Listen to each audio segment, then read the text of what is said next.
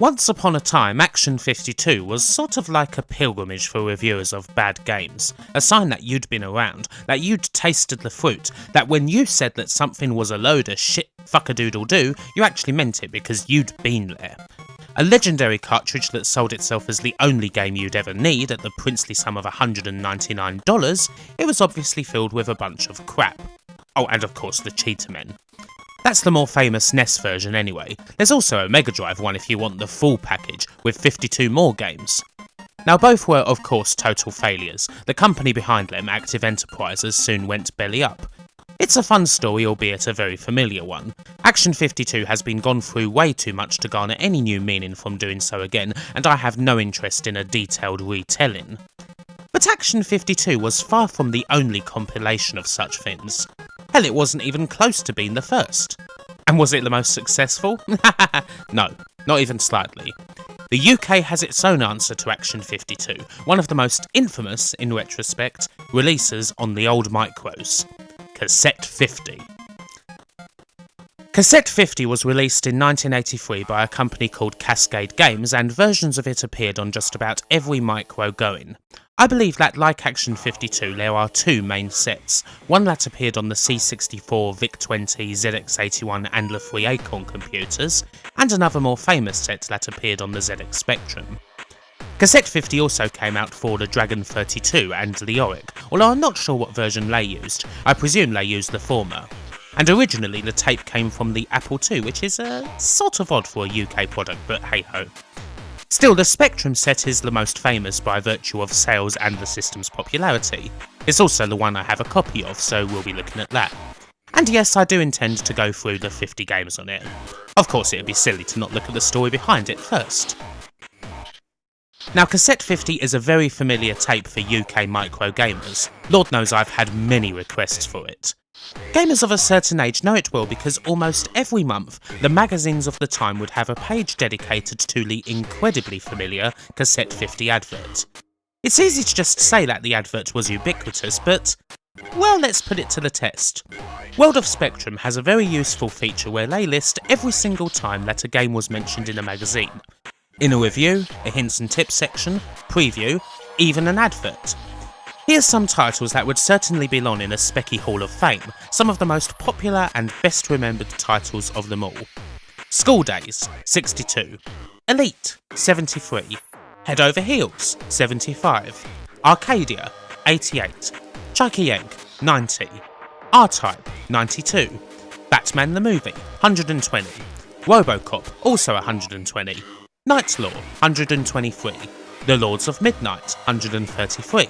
Attic Attack, 159. Manic Miner, 161.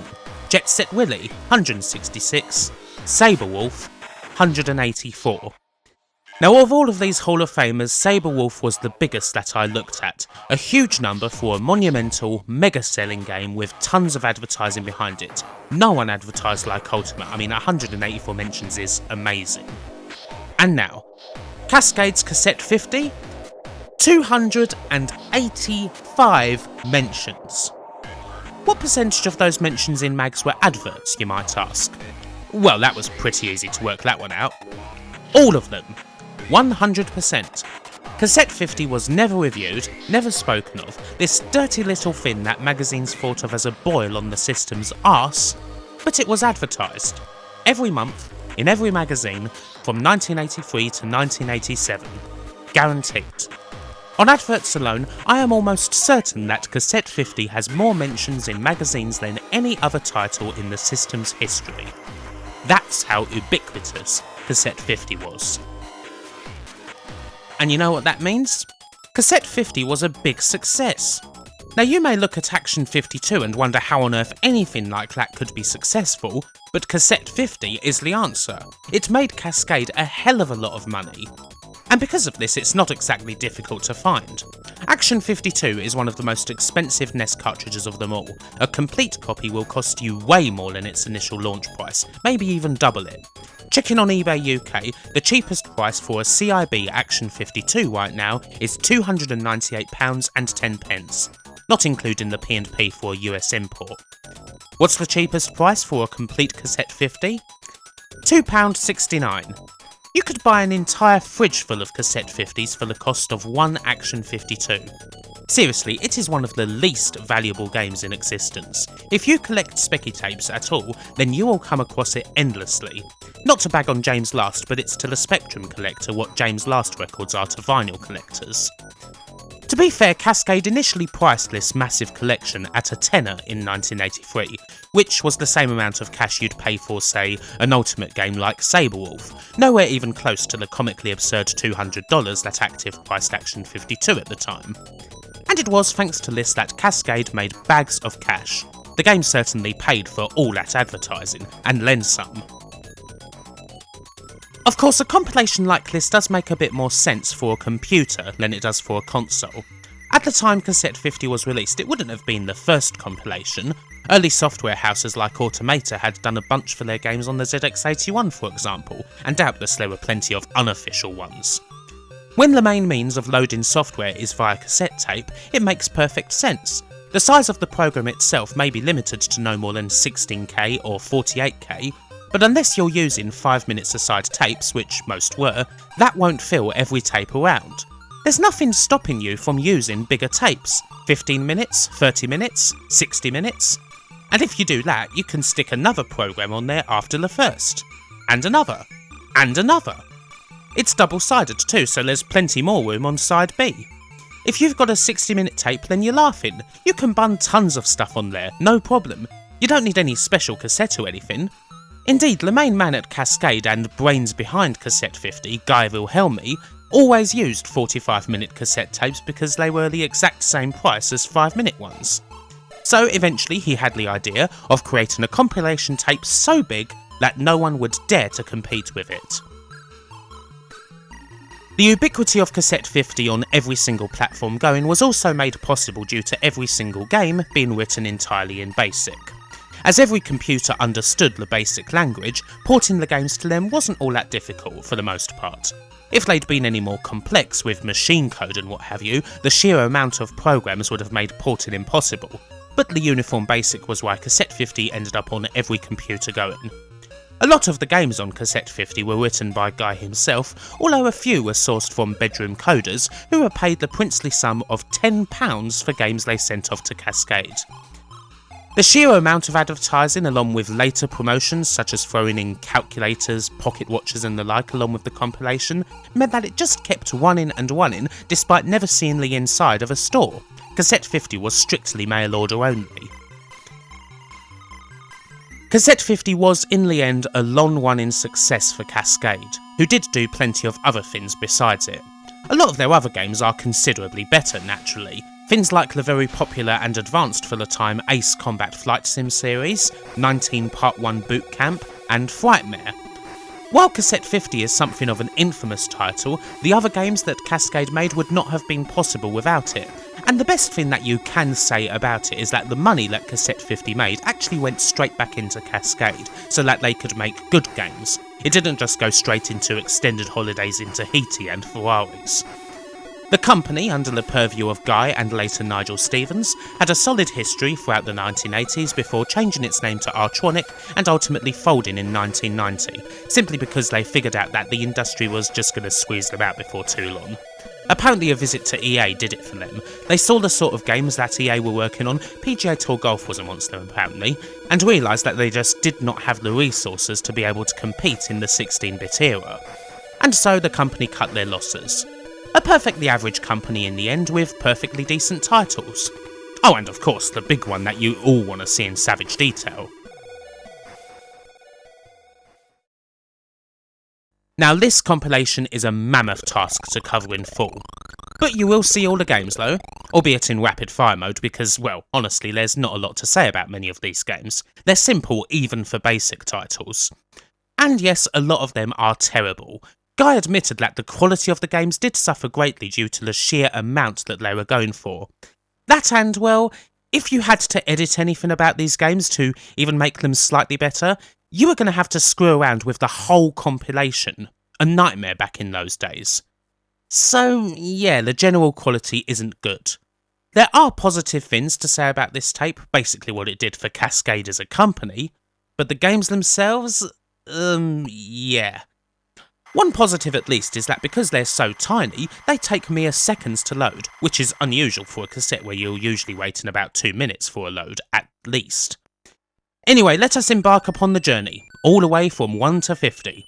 I suggest bringing a packed lunch and a seriously alcohol-laden thermos. Muncher is the first game, and the first thing you'd expect to see on a compilation tape like this, a Pac-Man clone. It's the simplest Pac-Man clone I've ever played and probably one of the most complex games on this tape. Ski Jump follows and is barely a game. You bet on which one of these wannabe Eddie Lee Eagles is going to jump the furthest and that's it. The sports continue with the hilarious basketball, which makes the Atari game of the same name look like NBA 2K17. It's 2-player only and the players can't move at the same time. That about tells you where we're at. However, weirdly, Sanctuary is offered by Frogger, also known as Spectrum Cross, which is actually half decent. Not great, but it would definitely place in the middle or even near the top of a field of Frogger-based specky games in a game jam. I've played much worse versions. Breakout, however, is straight back to the grind, as basically basic as you would basically expect. Crusher-Low is another I took a liking to, as an odd little maths game where you have to get simple sums right very quickly to avoid being crushed. I thought it was an okay enough idea anyway. Game number 7, yep, we're that far already, Star Trek, is actually a port of the computer game that originally hails from frickin' 1971. I mean, it was already ancient back in 1983. Martian Knockout is, well, very bad indeed, but another amusing one. Try to kill Martians by judging the trajectory of the missiles, like the most bare-bones, bog-standard, simplified Angry Birds you've ever played. Boggles is a simple game against the computer where you'll set a number and take it in turns to subtract it to 0. Whoever goes last loses. Not much else to say. Number 10, Alien Attack, is a new low. Try to kill these bloody aliens by using all the keys in the number row. It's broken and virtually impossible. Lunar Lander is, well, Lunar Lander. Like Star Trek, it's a port of another very old game from 1973. You simply land on the flat surface. A hallmark, however, is reached with number 12, Maze Eater. It's the second Pac-Man clone, which means we're already repeating ourselves. I'm lingering on it because it is very easily the worst and slowest attempt at Pac-Man I have ever seen. This footage is at actual speed, believe it or not. Damn. Unlucky 13, Micro Trap, makes you try to get to the end while wires gradually surround you. You'll be lucky if it entertains you for any more than 13 seconds. Number 14 goes really quite strange. In Motorway, you have to avoid the cars and run down as many men as you can. I'm not joking. There's not even an explanation as to why you're killing all of these people. You just are. Grand Theft Auto's got nothing on this, I tell ya. Labyrinth is a game where you tactically, no, really, avoid red asterisks and get to the middle of a maze before your water runs out. Skittles is another low. This is it. As bad as Martian KO was, this is basically a crippled version of it. And then Racetrack comes along and ruins your eyes. It's pretty much a simplified take on the age-old ZX81 Asteroids game. Yes, I said simplified. At this point, 17 games in, I just had to take a break. There's only so many of these stultifying games that you can bear in one sitting. Maybe you should take one too. Now, out of curiosity, I did what I did for Squitch. I went to World of Spectrum, a place where all specky games can be scored by people, and had a look at each game's individual rating out of 10 to see what people consider the best and the worst of Cassette 50. Now this proved to be a rather fruitless exercise, as many games have received no votes at all, or just one vote, making the stat pretty useless for comparison purposes, and also making it impossible to obtain any meaningful average. In fact, this was the case for 29 of the 50 games, which is kind of amazing seeing as World of Spectrum has been running for over 20 years. Now most of these happen to be on side B. It seems that there's a breaking point for most people when it comes to going through this thing, and it occurs quite a ways before even reaching the flip side. As far as games that have actually been voted on by a few people, we have seen some pretty rubbish ones already. Martian KO's 2.09 and Racetrack's 1.93 are enough to put both games at number 17 and number 11 on WS's list of the 100 worst specky games. Because of the absence of votes generally, they're also Cassette 50's only representatives on said list. Frogger, by comparison, scores a relatively decent 5.22, for the compilation anyway. There's two other potential highlights. Cavern, game number 25, has a quite good 7.33 rating, albeit with only 9 votes. And then there's Galaxy Defense, which scores 6.67. A lot of people usually mark this game and Frogger as being the best titles on the whole compilation. Still, it's a long way to get there. Galaxy Defense is the 45th game, right near the end. Hopefully the journey's worth it. Cassette 50 as a whole scores a very even 3 out of 10 on WS, which as an average for the games included on it seems to be close enough judging by what we've already seen. Okay, we're back in with number 18. Ski 1 isn't horrifying, I guess. At least there's some skill required to navigate the course. And it is rubbishly amusing when a game mocks you for crashing, a real telltale sign of a shite game. But Tanks reminds us of the level we're truly at. Get past the minefield. I'm not sure I need to say anything here except ban. So the ship is even more simple than that. Just try and grab as many of the stationary suns as you can. Done that? Great! Now do it again and see if you can get more. And just when I thought things couldn't be more simple, here's 10 pins. This is it. Knock down the pins, then do it again. It's barely a game. It makes actual bowling look like Grandmaster level blitz chess. Cars is also horrible. It's basically another ZX81 Asteroids clone, only a lot worse than Racetrack. Continuing the repetition, Stomper is our third Pac-Man clone. Worse than Muncher, not as bad as Maze Eater. And then there's Pinball, apparently. I'm not sure I've ever played pinball with a moving paddle, but there you are. It's just a variation on Breakout. I thought Cavern might be a bit of a relief. Remember that it got 7.33? Well, unfortunately it wasn't. By this time, most games have stopped giving out controls, meaning that I have to hunt around the keyboard and die a few times before I can actually play properly. And, well, it's just another bloody Asteroids game, only with some men dotted around that you need to capture. It's awful! Just as bad as Racetrack. Where the hell did that rating come from? Laser, game number 26, is actually better. Slow as hell, but it's at least a little strategic and reflexive when it comes to shooting the enemies. Everything stops when you shoot, so it's kind of like getting the drop on them. It's enough for it to be some sort of respite anyhow. And then there's Alien. It's actually quite a surprise that it took until game number 27 to get our first Space Invaders clone, but here it is. Oh, and no, it's not a good one. It also means we're halfway there. Alien is the last game on Side A, meaning we have to turn over the tape. We're past the point of no return now, folks. Side B begins with cargo, which is at least a different sort of idea. Fly down, avoid the missiles, get the cargo, and fly back up. Easy enough and utterly rubbish, but I didn't want to claw my eyes out this time. Then there's the race, which is the exact same game as Ski Jump, only you bet on runners and not skiers. We enter the 30s with the Skull. Now this one's odd. Try to make a path for yourself, a la Boulder Dash or whatever, release the Skull, then outmaneuver it to get to the gold he's guarding. This might have been okay with some actual work. Unfortunately, it usually spawns you right next to the Skull, so you just die immediately. Orbit though, that could never be okay. You merely have to track the orbit of a piece of cargo and grab it. That's the whole game. Now I was expecting Munch to be our fourth Pac-Man game, but instead it's a broken and very easy take on Snake. And then, holy shit, we get Bowls. Now I'm not sure if I've ever seen a Bowls video game. Alas, this pensioner's favourite, as you can quite clearly see, is not done justice here. Don't think it's going to run towards the jack, folks. Raiders, game number 34, is an interesting experiment. It turns out that if you take away a single element of Space Invaders, in this case the aliens' movement, you turn a classic into one of the worst games ever made.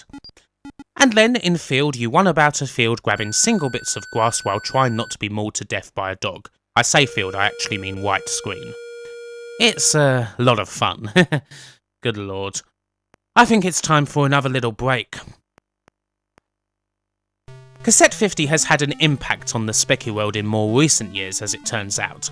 Back in 1996, someone uploaded a tap file of the original to a Specky site, and this inspired something called the Crap Games Competition, a yearly event where people compete to make the worst games they possibly can. It's all a bit of good-natured fun, and it's even still going today.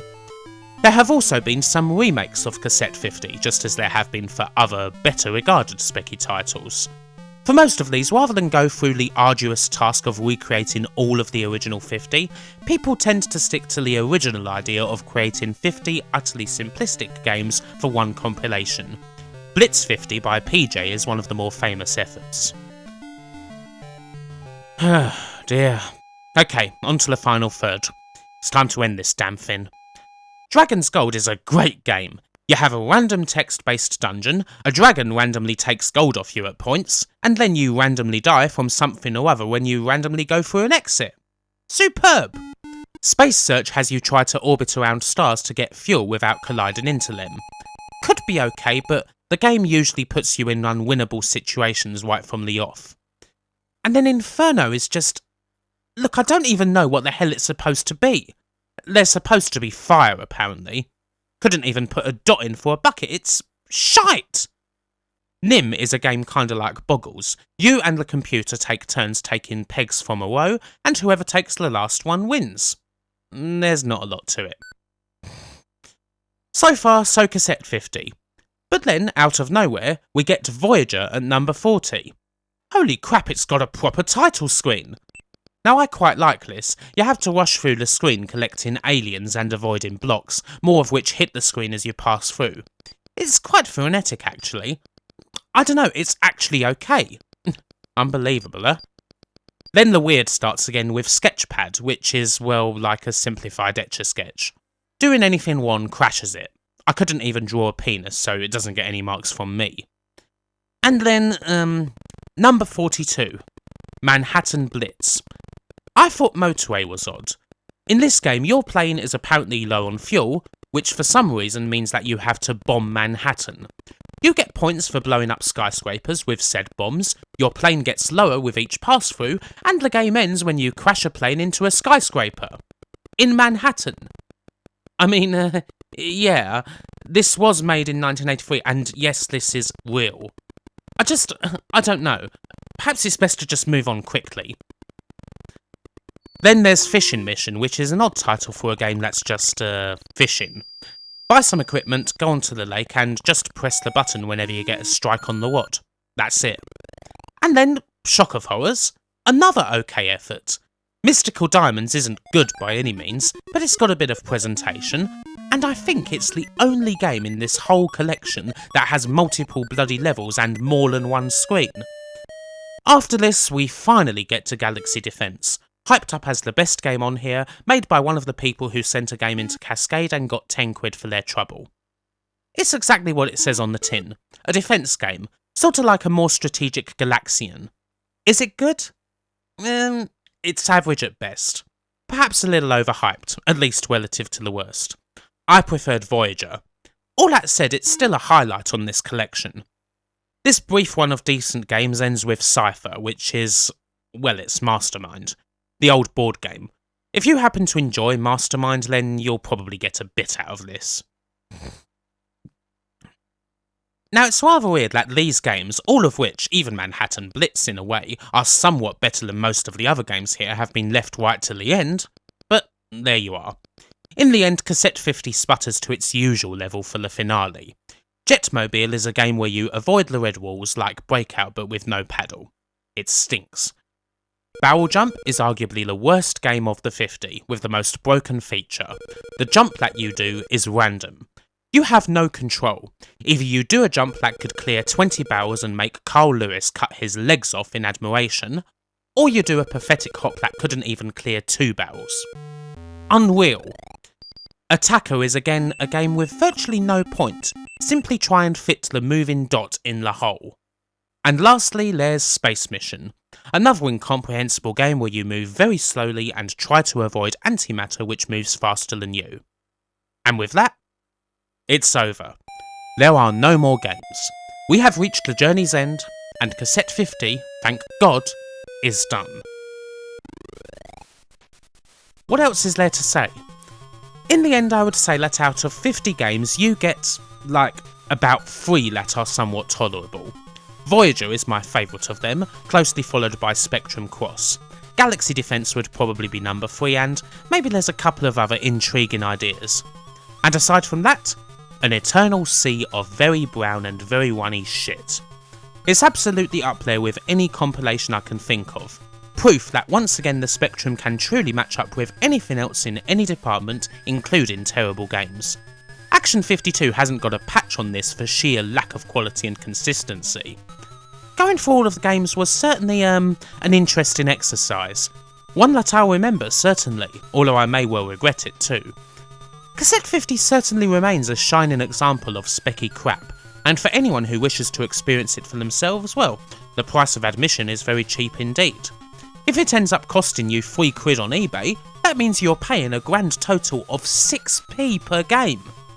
And, well, to be honest, you may still feel like you've been ripped off. Bye for now.